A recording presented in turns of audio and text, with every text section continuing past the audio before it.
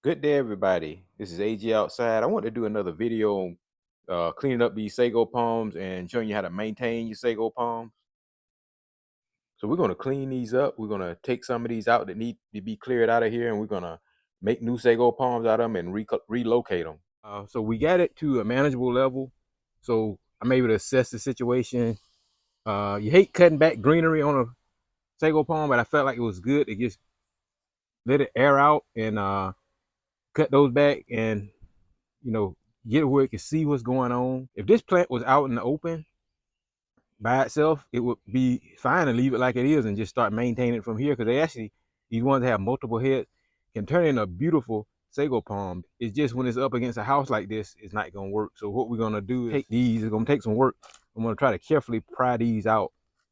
Uh, all these is not gonna do well up against this house. There's even one back there. So all that need to come out. There's a lot of the tree to aerate and it'll allow these to thrive. They're gonna have to be maintained from now on out. I'm also gonna get the pups from around the base of this plant right here. It ought to be fine. It's a good distance away from the house. I think this one started out a good distance away, but it's starting to, you don't want a sago palm that close to the back of a house. So when you plant a new sago palm, you don't want to plant it that close. Like this one right here was planted too close. That's about 2 feet. You want to plant them at least 3.5 to 4 feet away. These prongs, once they get mature, they will get hard like plastic, and if they close enough to rub your house, they'll rub holes into your window screens, which I think it did that on this situation. It'll rub a hole in your siding or in a brick. It'll just, the wind will blow and it'll just do a lot of damage to your house. So you don't want to get it anywhere where they'll fan out close to your house and the prongs will hit your house. I do encourage people to plant up around their house because it's a beautiful plant to put around your house. But it's gonna take care, when you put them up against your house. So all right, y'all, we back. It's been a little while. It's been raining, off and on. So we're gonna try to go ahead and remove some of these heads. I did remove one back in the back. It was pretty easy to pry off. So hopefully these other ones will pry off pretty easy. So let's get started. We did find out that we do have a female there. You can tell because it's finna get ready to flower. The end of the year, the end of the fall, we'll take those cones out of there because they need to be taken out when they get finished. But anyway, we'll get started.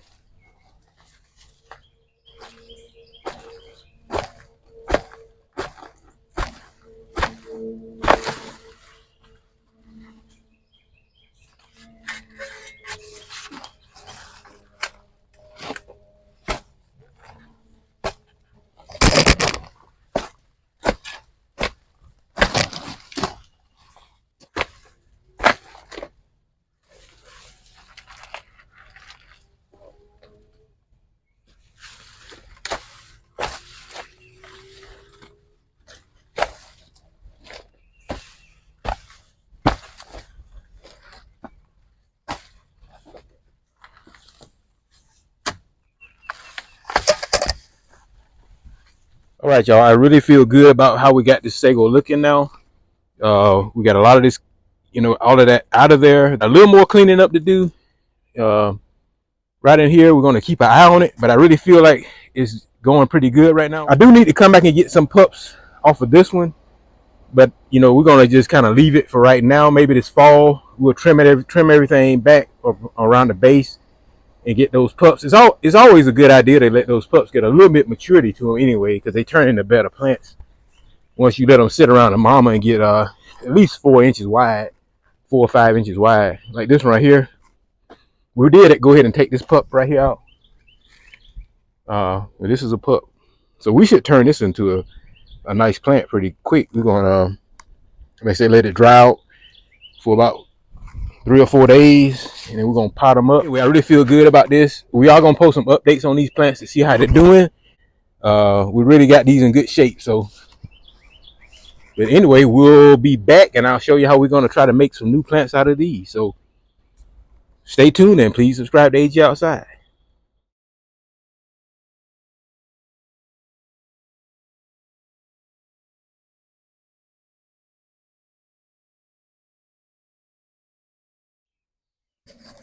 Okay, y'all. So a couple of days later, and they have dried out real good.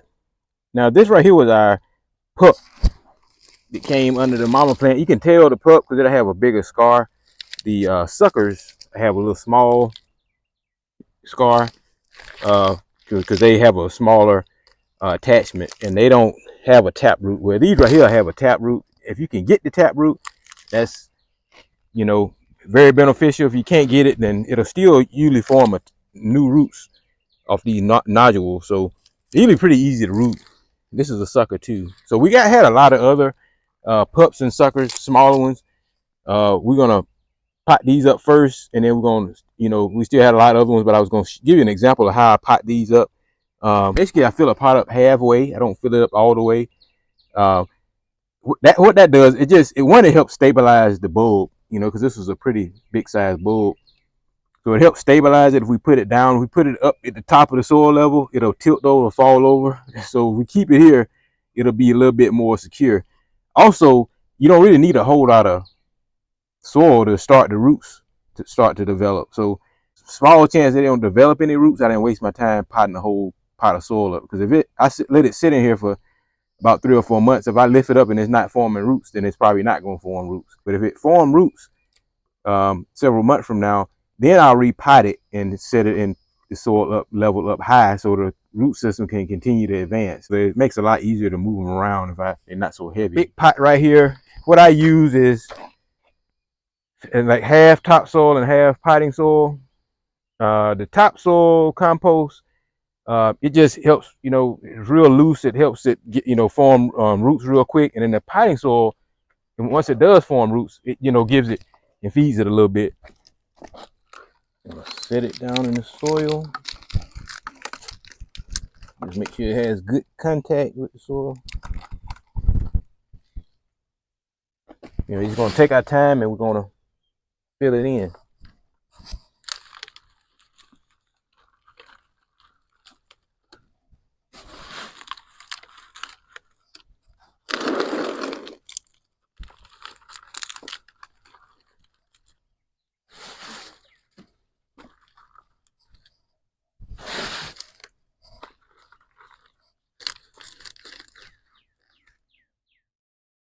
Okay, y'all, we got them all potted up. We got those in there. I just went ahead and put 3 in a pot, but that'll be fine to get them rooted. Once they rooted, I'll separate them out and put them in their own pot. But just want to give you a shot of that, so we're able to clean up our plants and make new sagos. And these right here, if they get rooted, they ought to turn into some real nice sagos really quick. And I got a few other ones over here I got to clean up and repot, get ready to be repotted. All right, y'all, we back. Today is September the 7th, and you can see all of our plants that we got from the other sago palms that were overgrown. We've already turned those into some nice plants. They'll be ready to transplant next year, and we do have another location we're going to retransplant these to. So we're going to do a video on that process, so make sure you stay tuned to see us relocate these to a new location.